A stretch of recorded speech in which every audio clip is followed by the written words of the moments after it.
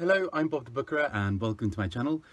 Today is a bit of an odd wrap-up list from the year, which are kind of books that in many ways didn't fit fully in other places, but I think are wonderful nonetheless, and I wanted to celebrate. And these are some of my top LGBTQ plus books from across the year. Now, you'll see some other LGBTQ plus books in the fiction and non-fiction lists as well.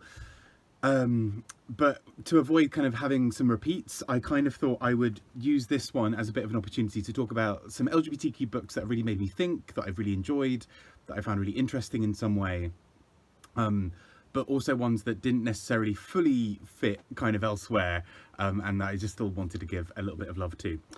So let's get started on some of those books. First up, a book that I mentioned recently in a wrap-up that I really loved, and I think I kind of almost wanted to let it settle a bit more before I could work out whether it would be on my top non-fiction books of the list of the year, but I think it probably would have been in some ways, I don't know. Either way, Morbid Obsessions by Frankie, Miren and Alison Rumfitt. So this is a collection of a few different fragments, but talking largely around sex work and also around transphobia, and how those things, how there's a sort of connection between people who dislike sex work and who dislike and who are sort of actively transphobic, in terms of where some of those thoughts come from in terms of women's bodies, in terms of discussions around some of these things as well. So this book I thought was really quite profound and quite beautiful in many ways. We have a sort of short section from Frankie Miren at the beginning talking about her experiences of sex work. We then have a conversation, a part of a short story or kind of snippet of some writing from Alison Rumfitt talking a bit more directly about transphobia. We then have a conversation between the two of them, and this book then ends with a really interesting sort of description from a woman who is a trans woman who's a sex worker, talking about her experiences of navigating that as well. So this book does quite a lot in a really short amount of space to articulate quite a lot around some of the very difficult conversations around this topic, but also looks forward a little bit to potential, what might come next. And I think also was really clever in how it approaches it, because this doesn't aim to be the definitive answer. This is an exploration, this is a discussion, and I think is really brilliant for that. Next up, by the same press, by Cypher Press, we have Peter Scalpello's Limbic. So this is a collection of poems, and it deals a lot with Peter Scalpello's sort of discussions on sexuality, on sex, on shame and intimacy and bodies, and so many other things. And what I think is really quite profound about this book is the way that he's able, that they are able to interconnect some very profound discussions around, masculinity and how Peter Scalpello feels that they fit within that, to other wider discussions around sort of, eyeing someone up and,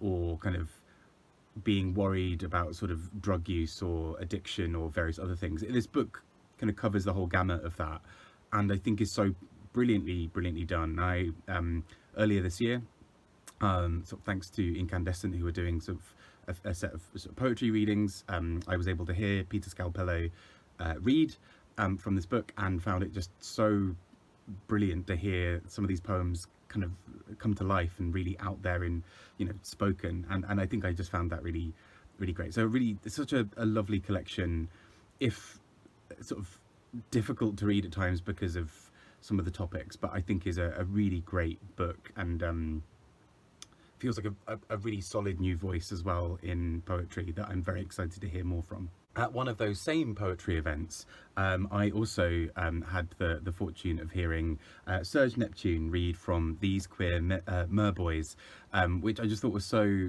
fun and exciting, if difficult at times, again, to read. So this is a sort of short little pamphlet of poems with a little picture of a merman drawn for me by Serge. And this is sort of a bit of an exploration of this sort of identity around sort of what masculinity can look like, and sort of sex and desire and yearning, but there's a real softness to a lot of these poems. There's a real darkness to some of the others, and just really exciting and interesting in many ways. So yeah, I'd sort of urge you to kind of check this out if you get a chance as well. I just thought it was really quite beautiful, and yeah, just a really fun, a really sort of fun type of thing that you don't really often see. I think kind of using this idea of sort of mermen and merboys and whatever to sort of explore this was quite a fun way of sort of framing this narrative and sort of talking about some of these quite difficult topics at times in a sort of raunchy and beautiful and sad and touching way. Next up we have C+nto and Othered Poems by Joelle Taylor, a really powerful, brilliant collection that won the T.S. Eliot Prize, it won the Polari Prize. It's just an incredible body of work. It's a set of poems that really explores lesbian identity, particularly, and sort of queer women's identities, but it does so through such an interesting lens. There's a real sort of awareness in this collection of the world around and kind of the various complicated forces, again, I suppose, essentially acting against sort of queer women. So for example, this book deals a lot with sort of threats of violence. It deals a lot with lack of information and lack of sort of sense of belonging necessarily, you know, for certain people. It comes at this whole discussion with such heart and such fire, and I just really greatly enjoyed it. I, again, also had the privilege of hearing Joelle Taylor read some of these poems and was just blown away by, you know, I loved it on the page. Hearing it performed live was just a sort of a near religious experience. It was just remarkable. Joelle Taylor can hold a room in the sort of palm of her hand. It's just phenomenal, and I think this collection just explores so many interesting topics, and it in many ways sort of sets out a bit of a roadmap of, you know, what do we do to honour the women who are no longer with us, who fought to kind of carve out a space for women, for queer women now. I just think it's such a really great book, and I just loved it dearly. On a lighter note, I read Love That Journey for Me by Emily Garside, which is a look at LGBTQ identities and rights and sense of belonging in the TV show Schitt's Creek. It was such a funny, silly book at times, silly in the best possible way, but with a really profound message and a really sort of profound set of thoughts at the heart of it. So it looks at, if you've seen the TV show, some of the central relationships between characters, and how actually Schitt's Creek has sort of created this sort of almost utopia for characters, where they are able to be themselves in a sort of fairly judgment-free space. And actually I think this book made me think a lot more deeply about some of the relationships within the book that I hadn't necessarily thought about, and how certain bits and certain conversations within the book are actually quite game-changing in terms of queer representation on TV and so many other things.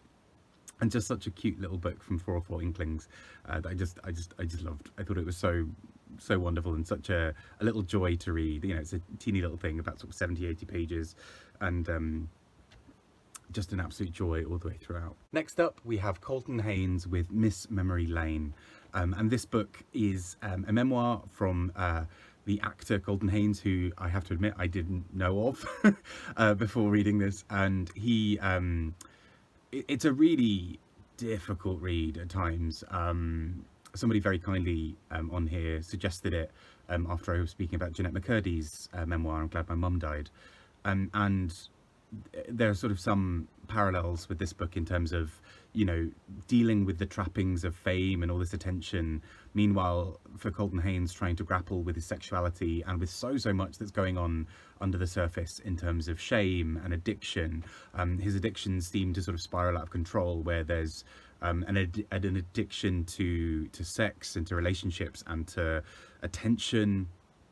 There are addictions that then warp how he sort of sees himself and his body, so around alcohol and drugs and sort of exercise and food, and it's all this very complicated thing of, you know, he sort of came up in the modelling world, and so there's a real sort of notion throughout the book that he's only as good as his body is, and so therefore if his body, if he's a pound overweight, or if he loses control in any real sense, the game is up and everything's over. And so his world is just through this entirely really difficult thing, but there's something so redemptive about the end of this book in how he approaches it now as somebody having been through it and is now looking at what his future might look like, that I found really quite optimistic and powerful. And I was sort of really torn about whether this would end up in my top non-fiction books of the year, and it very almost was, but just a brilliant book regardless.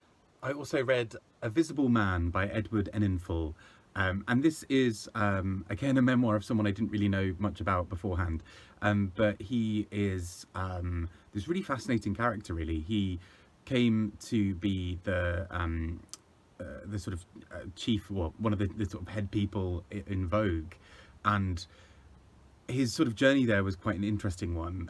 This book talks about how he grew up as a young man, recently moving to London and sort of trying to understand what that was like, and very different from where he'd just been when he'd grown up in Ghana. And he sort of becomes a sort of model at a young age, and that's sort of his venturing into the world of fashion, and he sort of slowly takes off from there and rapidly rises. But we basically learn this story of this man who's a bit of a visionary, but also an absolute workaholic who works himself really to the bone and has a very difficult time as a result of it. We learn about his sort of health complications because of that do force him to slow down.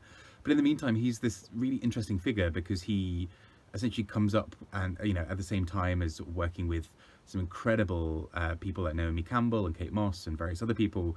And there is a bit of name dropping, which he kind of deserves, in the sense he is quite he's quite humble about it, really. He's sort of just like, oh yeah, I worked with Kate, she's great, and it's just very chilled about it. And I think this is just such a wonderful book.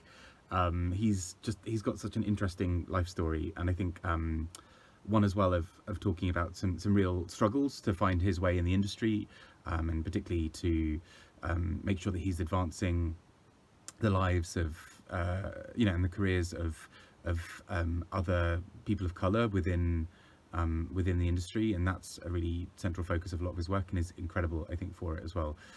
So yeah, a really lovely, interesting memoir as well. Next up, we have An Appendix by Liam Konemann, and this is a very short little inkling book from the same range as this, which I don't have the book on me, and it is a book that really looks into transphobia in the UK press particularly. And it's basically him collecting stories of transphobia and sort of misinformation and various other things. And he sort of realizes through creating it not only how dire the situation really is, but also just that he sort of has to work out as well where he sits in terms of, do I keep continuing to collect this, or do I step away and protect my own sanity and well-being by not engaging with this, because it's a dire world for it. And I just thought it was a really interesting book, a really great way to look at transphobia and his own experiences of being a trans man in this book. And I just think it's a really great, quietly powerful little book. I also read and loved Lauren John Joseph's At Certain Points We Touch, which is a very complicated and difficult book at times, where we have sort of a relationship breakdown essentially between two people, and sort of the complications of friendships. That friendships can be these bizarre, amorphous things that there's a lot, sort of things are left unsaid. There are sort of small grievances that become these huge things later down the line.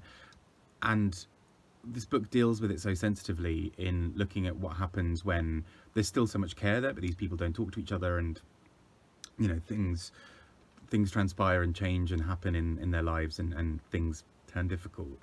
And I read this really early into the year and was so impressed by it, and sort of thought about it so much since, just in terms of the sheer power of the voice of this book. That there's a real dynamism in how it talks about about these relationships that I found very, very compelling.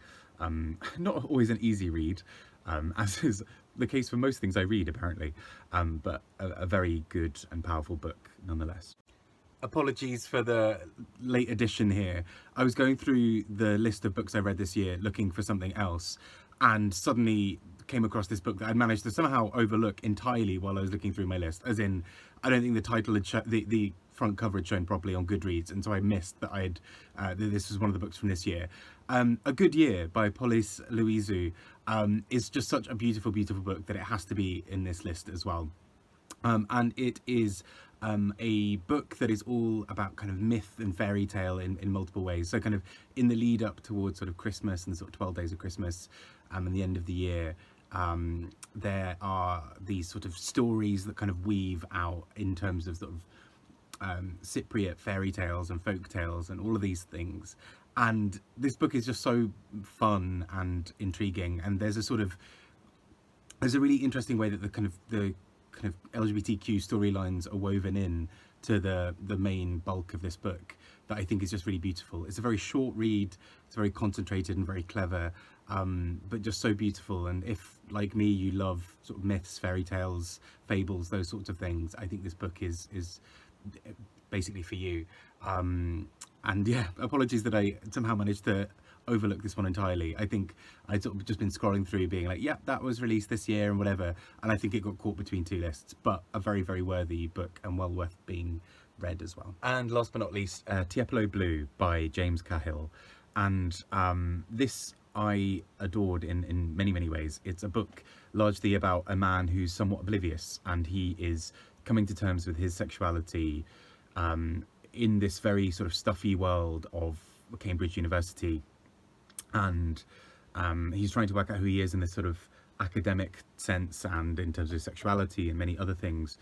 And he doesn't fully always connect the dots. So there is a real sense of his obliviousness when it comes to being so obsessed with his work and his field of research that he doesn't really look at anything else. And there's a poignant moment where a lover sort of calls him out on it and says, why is it that you're so interested in this blue of the sky in the picture but not the people? And that in many ways is a bit of a metaphor for him as a person throughout the book, that he's so obsessed with the kind of the grand scale thinking and what have you, and not on the specific details of the things around him.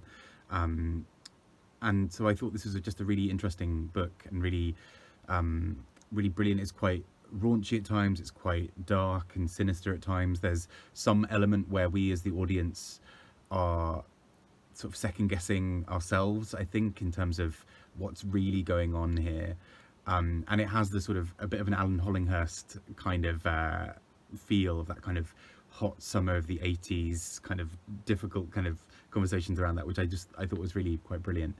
And just such a beautiful, beautiful book, a very compelling read, if one that sort of left me scratching my head at times, sort of being like, what's going on here? Which I think is always a fun thing, that when books can do that to you. Anyhow, I have been Bob the Booker, talking about some of my top LGBT books from across the year. Like I mentioned, there are other books that will appear in the non-fiction and fiction lists that are either sort of LGBTQ authors writing them or have themes around that, or both. But these are sort of books that also didn't really neatly fit into any of those lists as well in their own ways. I've been Bob. I hope you enjoyed these books. I'd also really love to hear some other recommendations from you. Take care and speak to you all soon. Bye bye.